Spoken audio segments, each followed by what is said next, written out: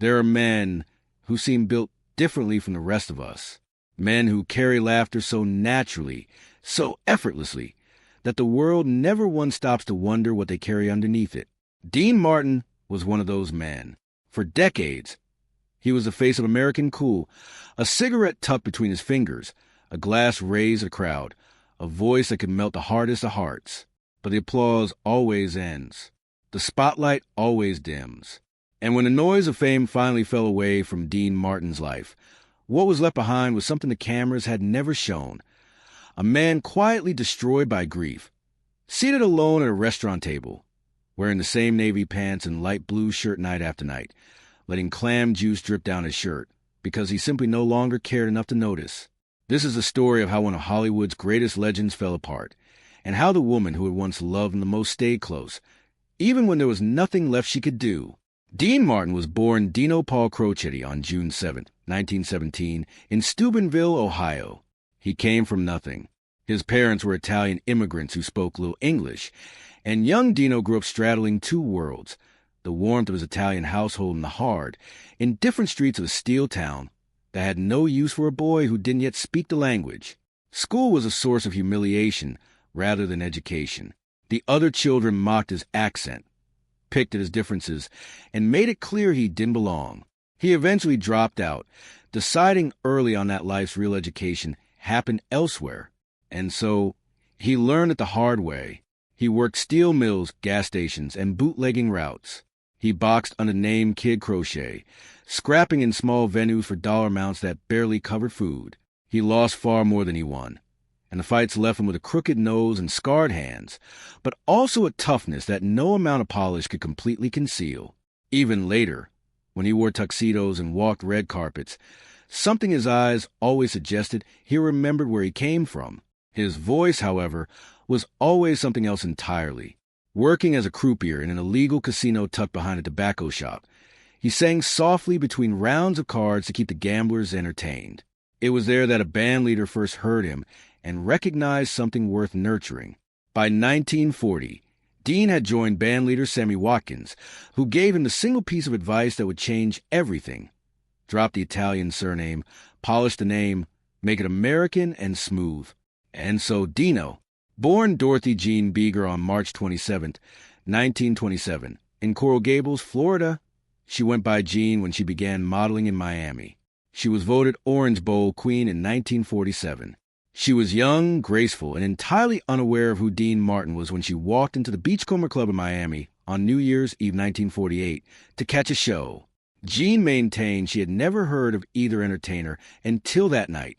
She later told an author that upon seeing Dean on stage, "We locked eyes, and I knew. We just fell madly in love." A week after Martin was granted a divorce from his first wife, Betty McDonald, he and 22-year-old Jean Beeger wed on September 1st, 1949, at the Beverly Hills home of Herman Hoover, owner of the famed Hollywood nightclub Ciro's. Jerry Lewis served as best man. After marrying Dean Martin in 1949, the pair were one of Hollywood's most photographed couples, matriarch of their large family. She gave birth to 3 of Dean's children while raising 4 more from his previous marriage.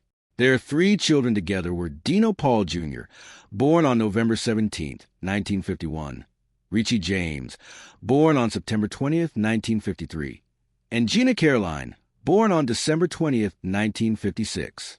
It was a full, loud, beautiful household, and Jean ran it with grace. She was the engine behind the domestic life that Dean's public persona was built upon.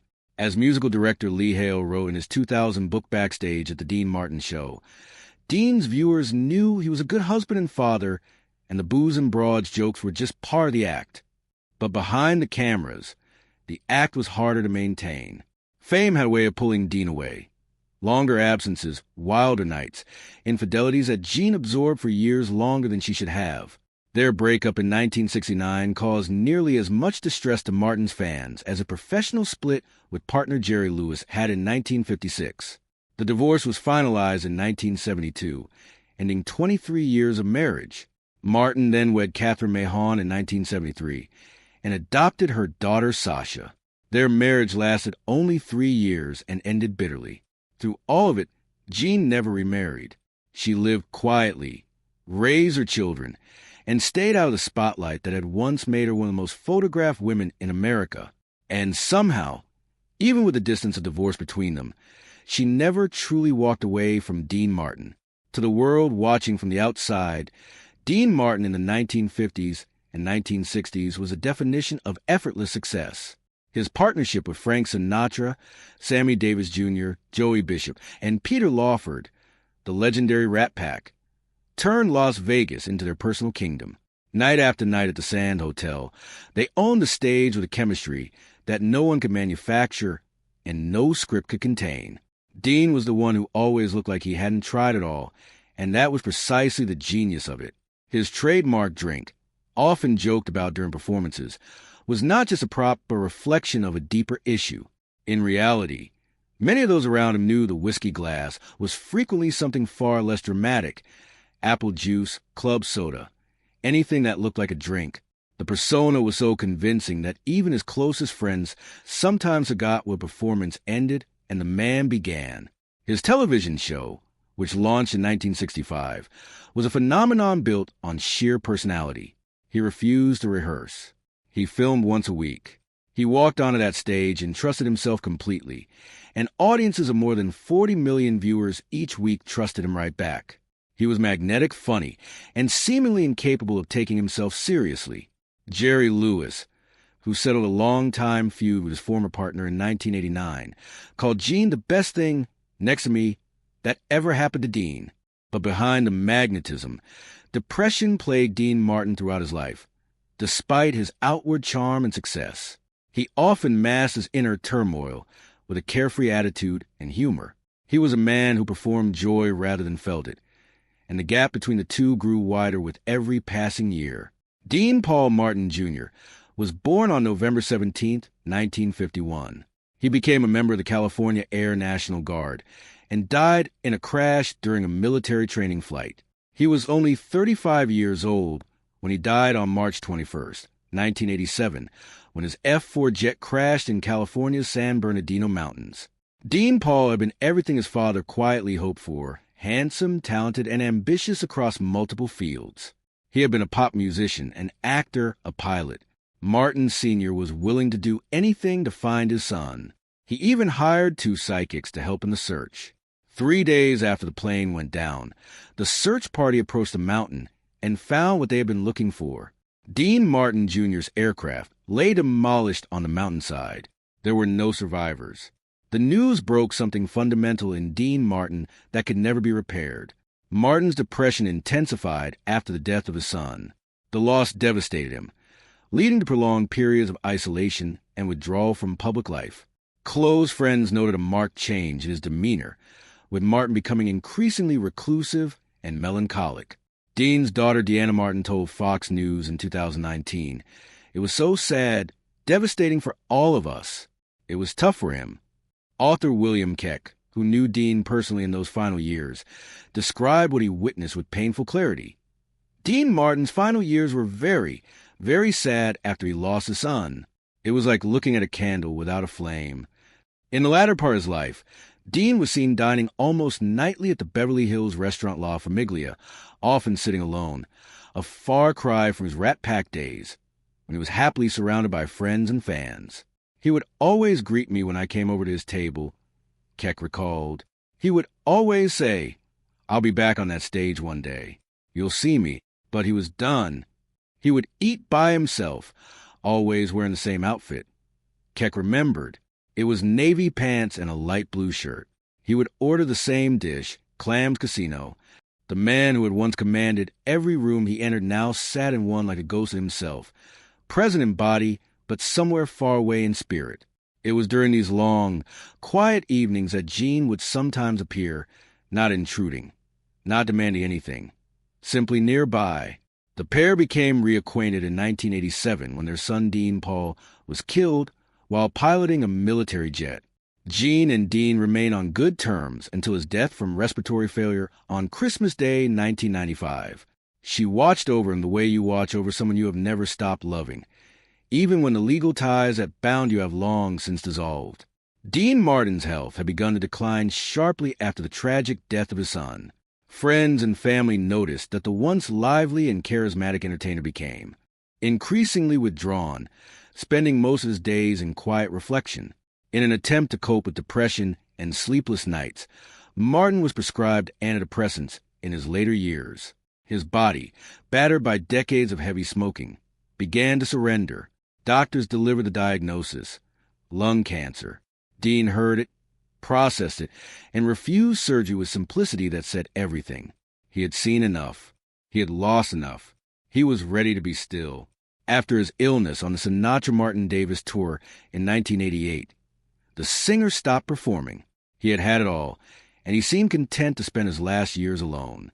Martin died of acute respiratory failure on Christmas Day, December 25, 1995, at his Beverly Hills home. He was 78. Jerry Lewis, who had settled his long-time feud with his former partner in 1989, was completely shattered and grief-stricken when he learned of Dean Martin's death. Frank Sinatra called him a brother.